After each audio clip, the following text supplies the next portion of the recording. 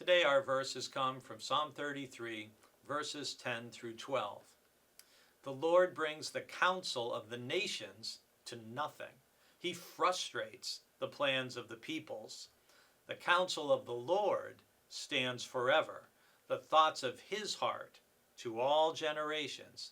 Happy is the nation whose God is the Lord, the people whom he has chosen as his heritage.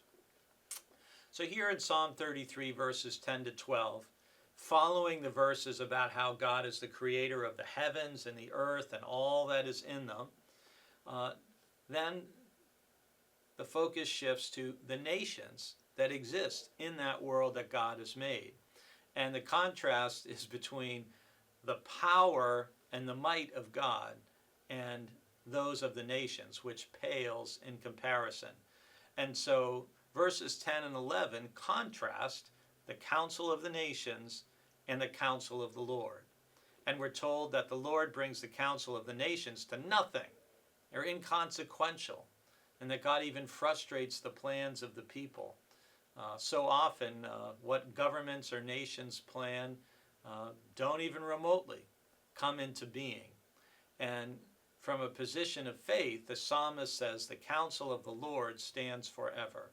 What God has said, commanded, decreed, this hasn't changed. And it's much more permanent than nations and empires that have risen and fallen across history. Think about some of the great empires that ruled different parts of the world just in the couple thousand years in which we've had the Bible. All right? Great empires rising and falling, and the word or the counsel of God is still here, still saying the same thing it was when it was first spoken more than 2,000 years ago.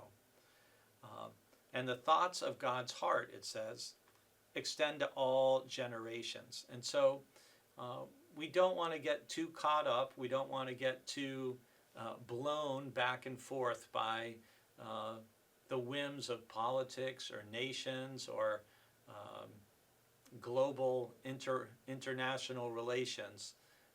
God is a reliable, steady source for us to look to for wisdom and counsel and guidance. And verse 12 ends with, happy is the nation whose God is the Lord, the people whom he has chosen. And here it's talking specifically about, God has chosen the nation of Israel to be a light to the other nations. Something that, unfortunately, as we read through the Hebrew Bible, the Israelites or the nation of Israel didn't necessarily do the best job at that they could have done. Because we can treat God, if we're not careful, more like God is our possession rather than we have learned about God and we have this gift to share with the whole world. And so we want to keep that in mind when we hear about the counsel of God. God is a reliable source of wisdom and guidance.